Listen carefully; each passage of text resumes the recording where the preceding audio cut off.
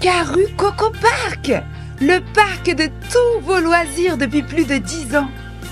Cette année, Karoo Keraland fête ses 10 ans de rire, de sourire et d'aventure en famille. Depuis une décennie, vous êtes des milliers à partager des moments magiques au cœur de la Guadeloupe.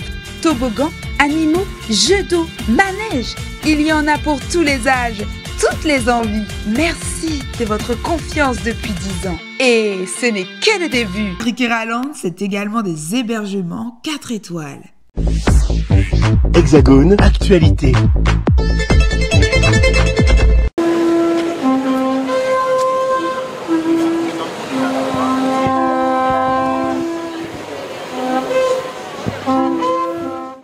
Bonjour tout le monde.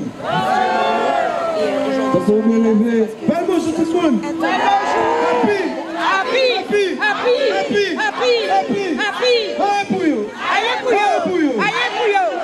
Ok, ça va. Les amis, moi super content, je suis super content de vous voir. Ça m'a fait beaucoup, ça m'a fait vraiment plaisir. La mission occupée, mais on partage la joie de vous voir. On partage la joie, on partage. Les amis, c'est que nous revenons, qui a compris. On a commencé par Paris, on a fait Lyon, on a fait Toulouse, Bordeaux, Rennes, et on finit la boucle par Paris. C'était important pour nous. J'espère que vous entendez les gens. Hein? Ça avait été réclamé dès la première fois où on était venu. On nous avait demandé d'aller un peu partout parce que on se bat pour le peuple et le peuple est partout en France. Et il fallait qu'on puisse entendre parce qu'eux aussi ils ont des souffrances qu'on n'avait pas pu comprendre auparavant. Aujourd'hui on sait que non seulement on a un peuple qui est en souffrance en Martinique, en Guadeloupe, en Guyane et autres, là il prendra fin, vous n'apportez pas. Ici.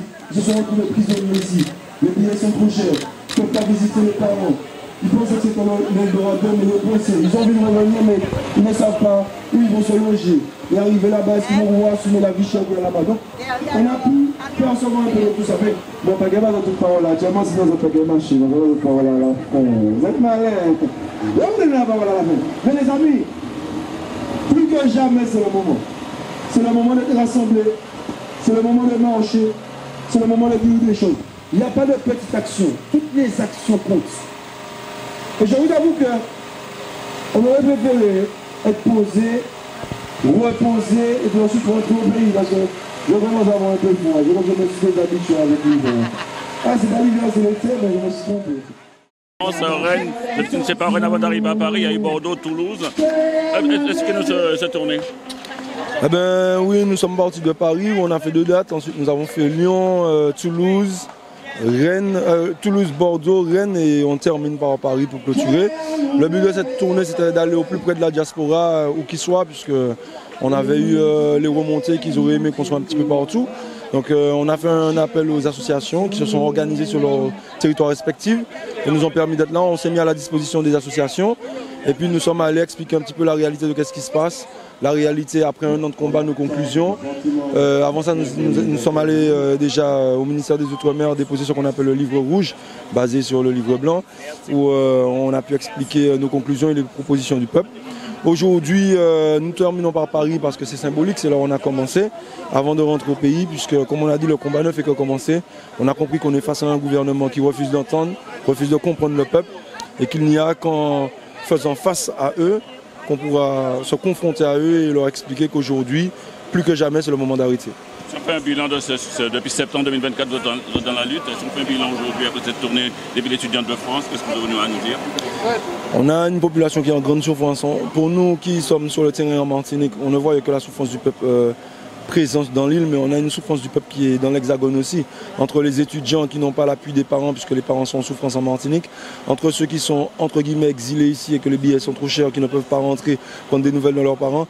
En fait, la population caribéenne, j'ai envie de dire carrément pour englober Guadeloupéens, Martiniquais, Guyanais et autres et tout, sont en grande souffrance et c'est une souffrance qui n'est vraiment ni écoutée, ni entendue, ni acceptée par ce système français. Donc aujourd'hui, c'est plus que jamais le moment de mettre tout ça en lumière et d'expliquer qu'on ne va pas baisser les bras, on ne va pas s'arrêter tant que ça ne s'arrête pas.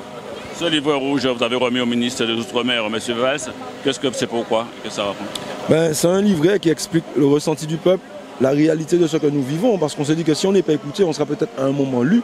Donc c'est un livre qui englobe tout ça. Nos conclusions après, c'est 1 an de combat. Ça n'a pas été simplement des combats dans la rue, mais ça a été des combats administratifs aussi. On a fait des tables rondes, on a fait dernièrement les assises populaires, qui est quelque chose qui ne s'était jamais fait.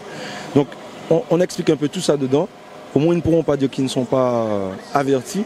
Puisqu'au début du combat, on nous a reproché de ne pas faire les choses administrativement, de ne pas faire les démarches dans le bon sens. Nous avons effectué toutes les démarches possibles. On explique que c'est le dernier pas institutionnel qu'on fait. Et aujourd'hui, plus que jamais, ce sera au peuple d'imposer sa réalité, d'imposer son désir pour pouvoir sortir de ce problème. Puisque ce problème, la seule façon de le solutionner, c'est le peuple par le peuple pour le peuple et pas autrement. Qu'est-ce que M. Valls vous a transmis comme message? Qu'est-ce que M. Valls vous a transmis comme message? Est-ce que vous avez entendu? Écoutez, M. Valls n'a pas répondu, puisque nous avons déposé le livret, on ne l'a pas vu. Mais nous, dans le constat, on a compris que M. Valls est arrivé de la France hexagonale en rugissant, et il est reparti de la Martinique en miaulant. Donc on ne s'attend pas à quoi que ce soit, surtout qu'il a fait des propositions de loi, en proposant des lois qui existent déjà, mais qui n'ont jamais été appliquées. Donc en fait, c'est un énième crachat au visage du peuple. Nous, on réceptionne cela comme ceci, et puis on fera ce qu'on a à faire. Le combat continue pour vous? Plus que jamais. Allez-vous vous présenter aux élections municipales qui arrivent, non? Alors, on regarde les choses de façon pragmatique et on avance pas à pas. Comment on peut déjà parler d'élections municipales lorsque nous sommes dans un problème depuis 1 an qu'on n'arrive pas à solutionner? Est-ce qu'on nous propose encore une fois d'élire des gens qui vont fonctionner pour un système colonial sans ne jamais écouter le peuple? Pourquoi on va refaire inlassablement la même recette qui ne se vend pas? Aujourd'hui, il faut commencer par solutionner nos problèmes avant de nous parler d'aller dans les urnes. Merci à vous, M. Pétré. Alors Gladys Roger, coprésidente du RPRAC. Alors Gladys, parlez-nous un petit peu de cette tournée des villes européennes, des villes françaises que vous avez commencé à Paris et vous avez terminé à Rennes et c'est aujourd'hui à Paris pour le grand défilé. Alors la tournée avait pour but de suivre un petit peu l'évolution des mesures qu'ils ont dit qu'ils allaient prendre par rapport au combat contre la vie chère qu'on a remis sur la table il y a un peu plus d'1 an. Quand on a entendu que Manuel Valls allait déposer son projet le 30 de ce mois, donc dans quelques jours, on s'est dit qu'il était temps de revenir faire un tour dans la diaspora en France pour pouvoir déjà rencontrer les associations qui nous ont invités et en même temps prévenir de ce qui a organisé la suite, ce qui va se passer ensuite, parce qu'au cours des assises populaires contre la vie chère qui ont eu lieu le mois dernier, nos députés qui ont participé nous ont bien dit et redit que certainement, comme d'habitude, cette loi ne changerait peut-être pas grand-chose, sans doute pas grand-chose, et qu'il fallait qu'on se prépare pour le combat. Donc c'est ce qu'on est venu faire ici, voir la diaspora, se parler entre nous et puis voir comment nous allons préparer la suite et surtout être bien debout et à côté de tout ce qui va se passer pour cette soi-disant solution durable qu'ils ont à proposer contre la vie chère dans nos territoires. Vous avez rencontré beaucoup de monde dans toutes ces villes françaises. Qu'est-ce qu'ils vous ont dit? Qu'est-ce que vous avez retenu? Alors on a rencontré beaucoup des forces vives, c'est-à-dire les personnes qui sont en mesure de mobiliser, qui seront en mesure par la suite de rassembler autour d'eux pour les prochaines mobilisations. Ils nous ont dit qu'il y a un manque de cohésion et de mobilisation au niveau de la diaspora chez nous. Donc c'est à réparer parce que là on a une fenêtre qui s'ouvre et il faut vraiment qu'on rentre dedans et qu'on en profite. Donc que tout le monde se rassemble. Donc il est temps pour tous les ultramarins de se rassembler, de se rapprocher des associations de leur ville et de leur département qui œuvrent pour les sujets qui nous concernent, nous les ultramarins, les Antillais, et que justement nous soyons en mesure d'être une force sur le territoire parce que c'est ici que les décisions se prennent. Donc nous parfois on a beau se mobiliser chez nous, ça ne fonctionne pas forcément. Par contre quand la pression est faite ici, ça les dérange fortement, donc il faut qu'on s'organise. Comment faire à la Martinique pour pouvoir maintenir cette pression? Comment faire à la Martinique pour pouvoir maintenir cette pression sur l'État? Ah, en Martinique, on a des idées. Vous verrez, en septembre, on ne tarit pas d'imagination. donc ne vous inquiétez pas pour ça. On a des plans. On n'a pas l'habitude au RPRAC de dire ce qu'on va faire. Mais on est très loin d'avoir épuisé nos méthodes de mobilisation et de pression. Mais il n'empêche que, comme je vous dis, les décisions se prennent ici. Donc, ils ont pour habitude d'étouffer les combats qu'on fait là-bas. Que souvent, le rayonnement ne parvienne pas sur les médias d'ici et aux personnes qui prennent les décisions ici. Alors que c'est ici que ça se passe. Donc c'est à vous, c'est à la diaspora ici en France de faire en sorte de faire le message exploser et que tout le monde sache qu'il est temps que la vie baisse chez nous et qu'on atteigne une justice sociale. Enfin. Vous étiez au ministère de l'Outre-mer pour remettre un manifeste, un livre rouge. Vous attendez quoi? Ah, vous savez, ils savent très bien ce qu'ils ont à faire. Nous avons déjà communiqué à nos députés qui sont censés nous défendre les propositions qui ont été faites par le peuple. Donc c'était un acte plus symbolique qu'autre chose pour faire en sorte de leur remettre directement et sur papier le livre rouge pour qu'ils ne puissent jamais dire qu'ils ne l'ont pas lu et qu'ils ne l'ont pas reçu. Après, nous savons bien que souvent ils font ce qu'ils veulent et qu'ils semblent nous proposer, d'ailleurs le SIOM nous l'a prouvé, faire un comité interministériel des Outre-mer au ministère des Outre-mer sans les élus ultramarins. Je pense que le ton est donné.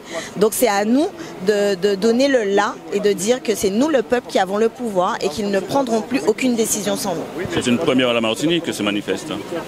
Oui, enfin je ne connais pas toute l'histoire de tous les manifestes. Je me souviens de celui de l'OJAM qui n'avait peut-être pas été déposé ici.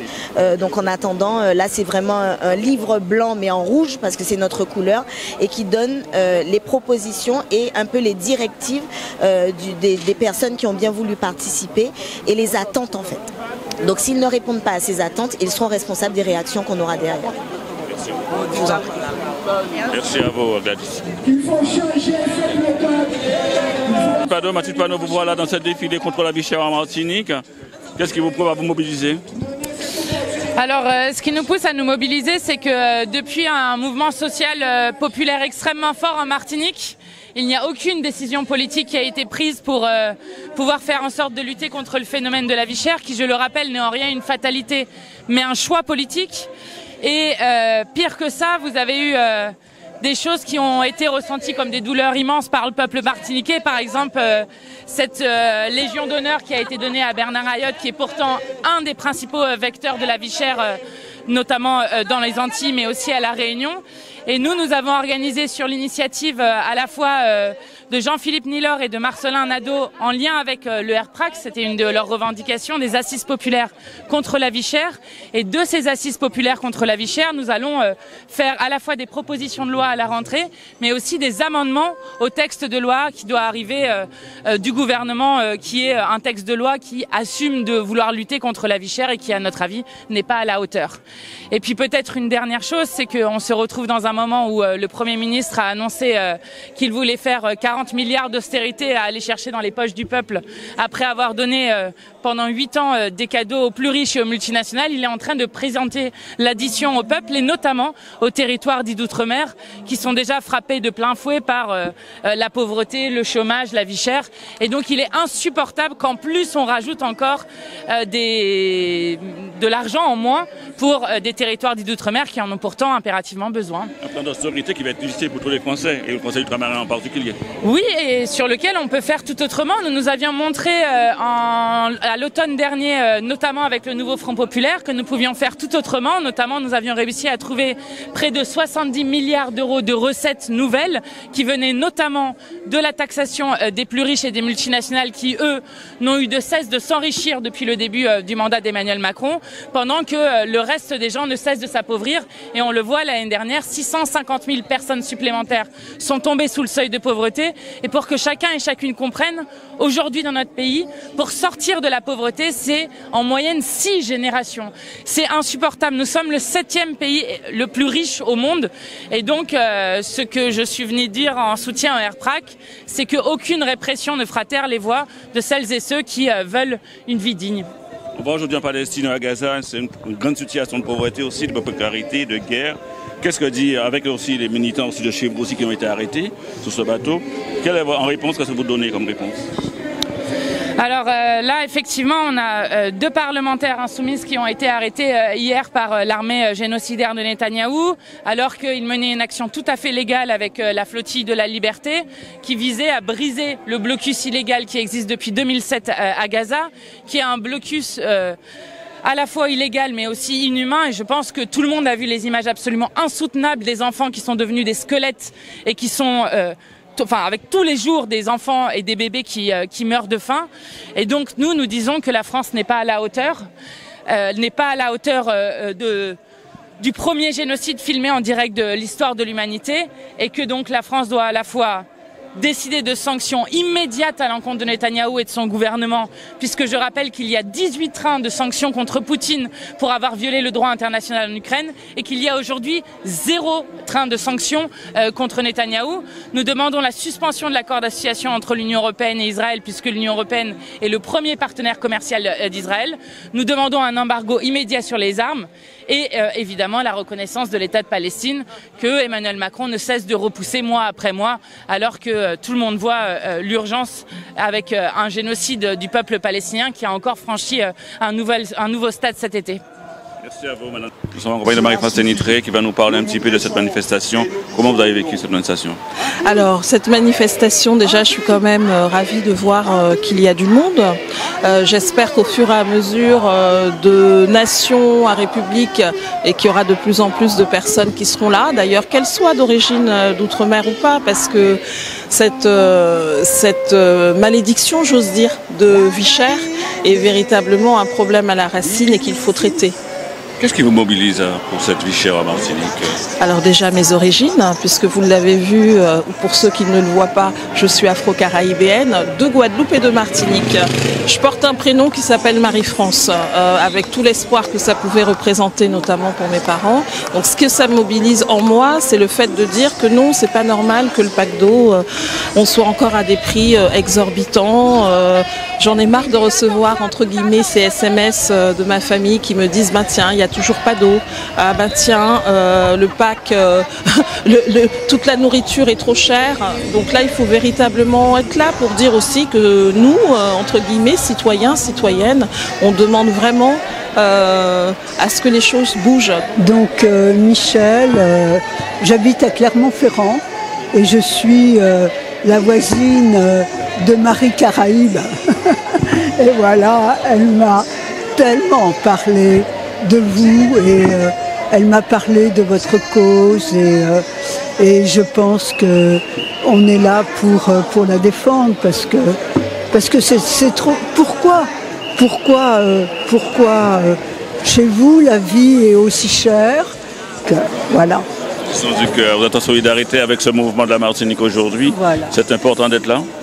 Oui, c'est très très important. Voilà, j'aurais voulu qu'on soit plus nombreux. Hein. Pourquoi on n'est pas plus nombreux? Aujourd'hui, les gens se mobilisent plus comme autrefois. Hein, chacun est de son côté, chez soi, devant son portable. Ils ne peuvent pas lâcher leur portable. C'est incroyable ça. Qu'est-ce que c'est que cette vie?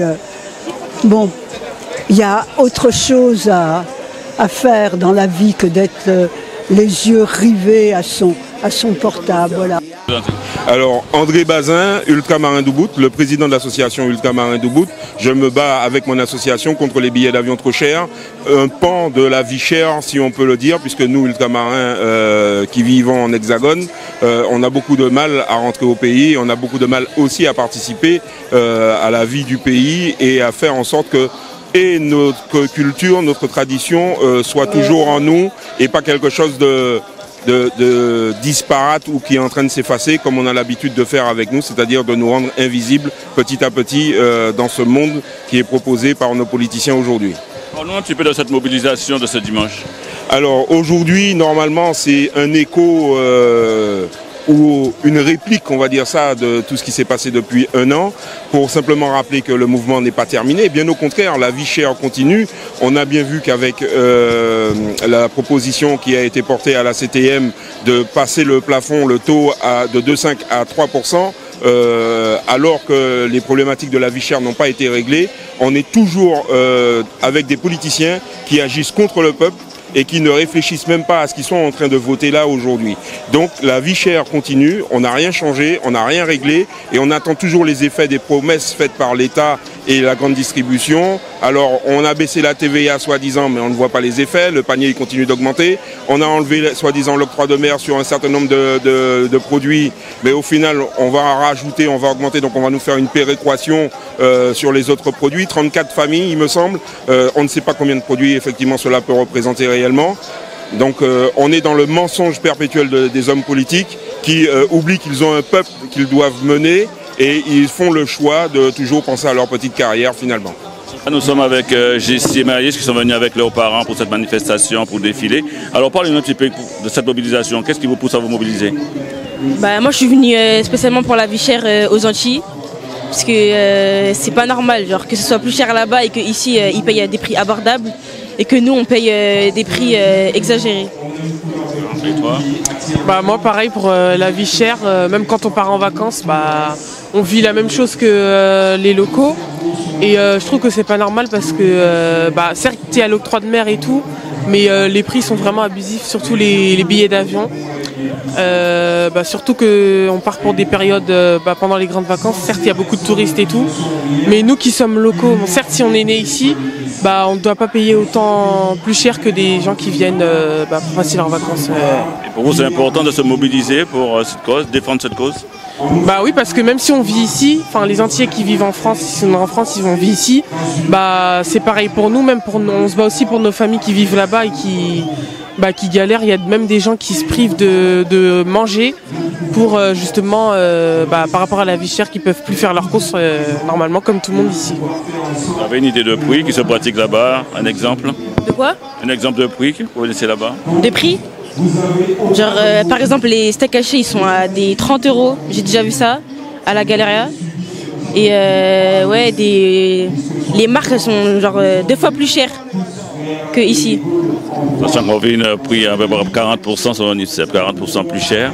Il y a l'eau, l'huile, toute la nourriture. D'accord. Vous avez la dernière fois que vous êtes parti en vacances, c'était quand? L'année dernière.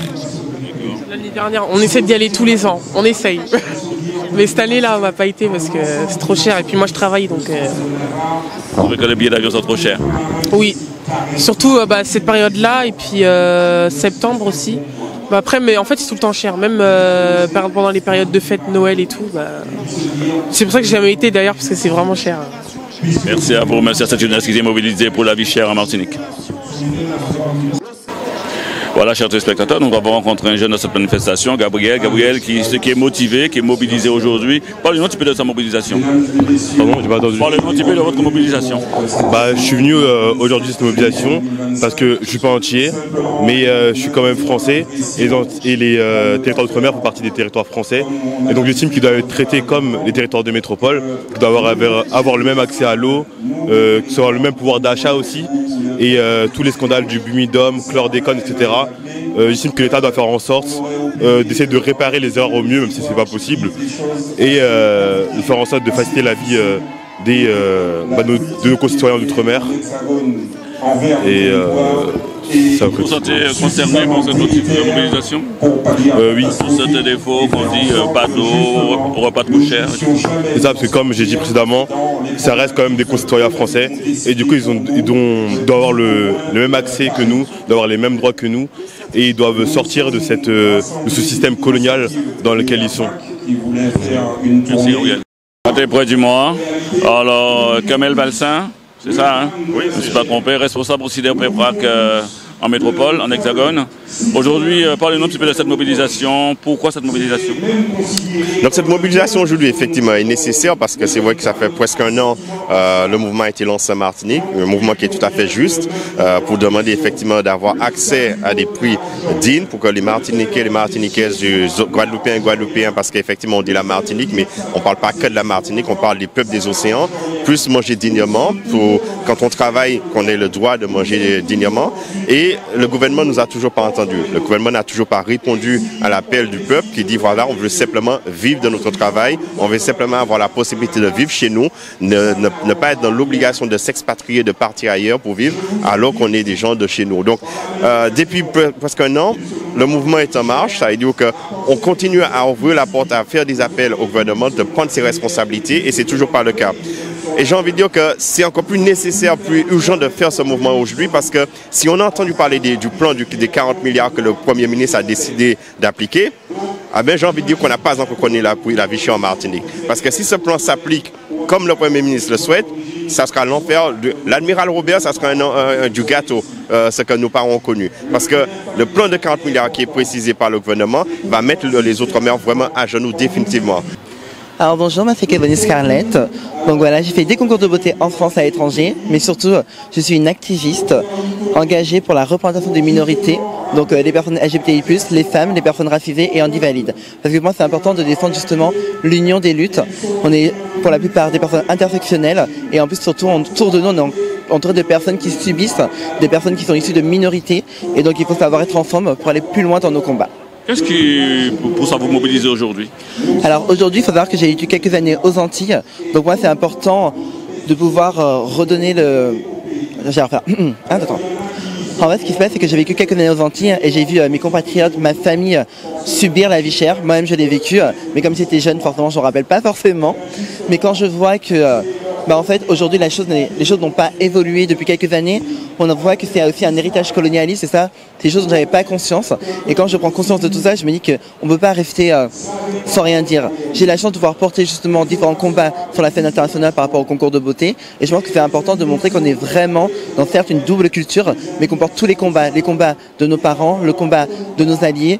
Voilà, il faut être ensemble pour pouvoir changer les choses à un point d'égalité. Et il y a beaucoup de problématiques. Là, on parle de la vie chère, mais on peut aussi parler de la chlorédone. Voilà, pardon, excusez-moi. Il y a beaucoup de choses. Et en fait, il faut savoir d'où ça vient, comprendre notre histoire. Et justement, une fois qu'on la comprend, on va pouvoir changer les choses pour que tout le monde profite des mêmes choses. On est français, les Dromcoms sont français, et pourtant ils ne profitent pas des mêmes avantages. Le SMIC, c'est le même partout, alors que la vie est beaucoup plus chère. Donc il y a beaucoup de choses à ajuster, je dirais.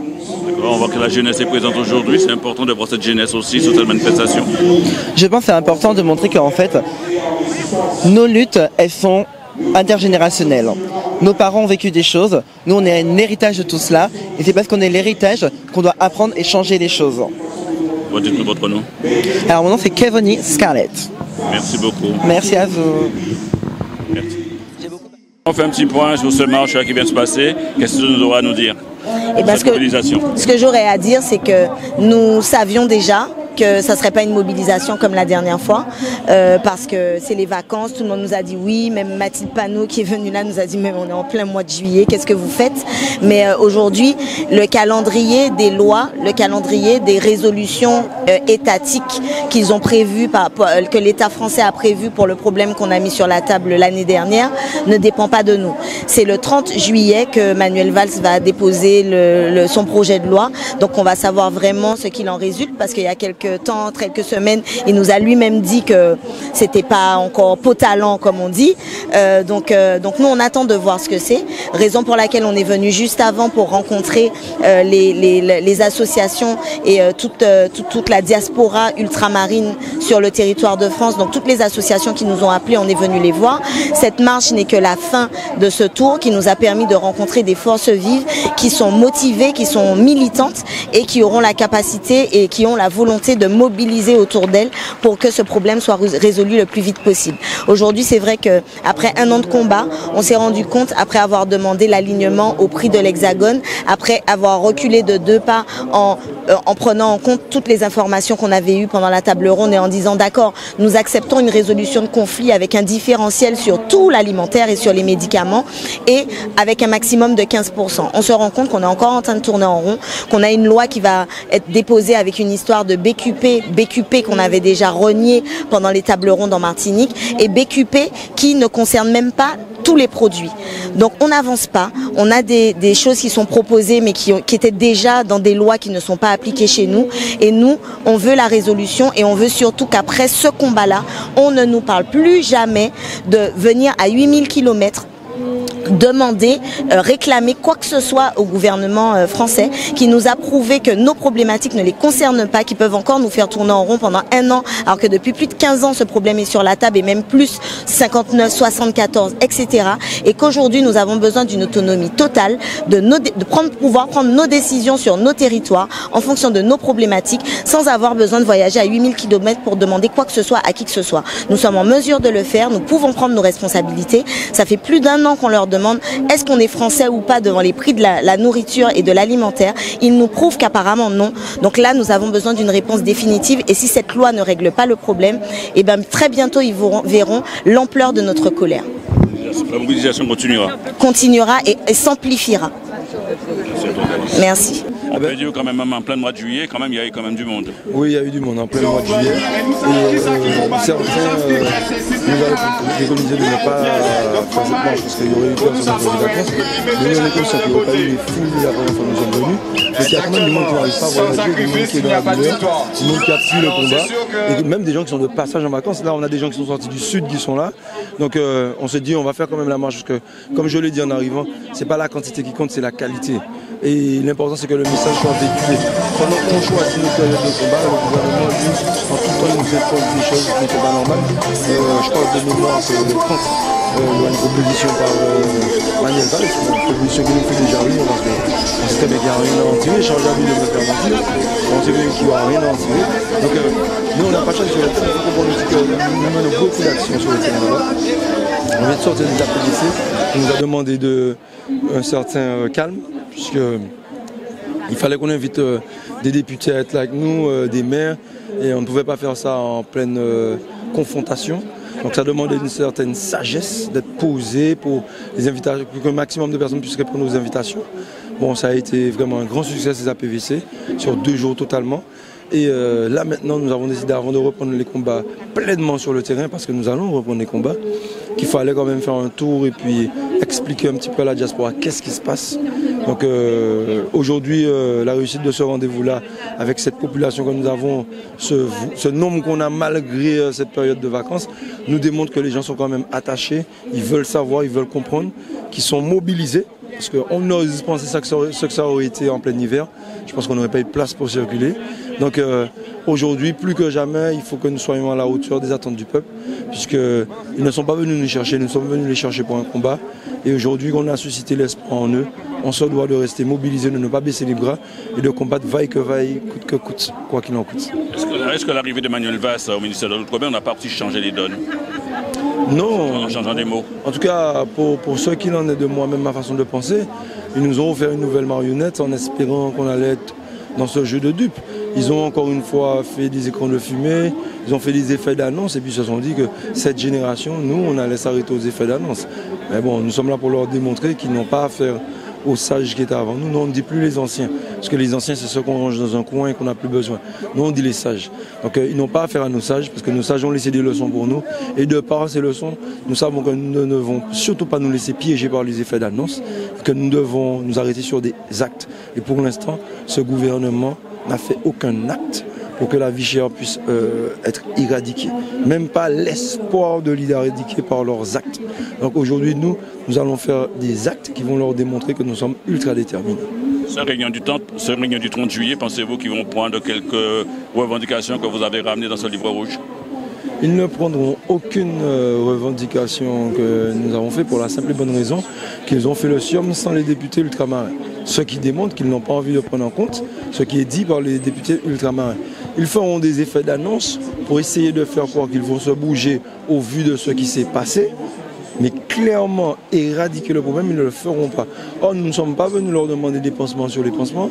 Nous ne sommes pas venus leur mendier un quelconque changement. Nous sommes venus leur affirmer qu'on va arracher ce changement parce qu'on a compris que ce n'est que nous-mêmes, par nous-mêmes, que nous allons solutionner ces problèmes-là que nous avons.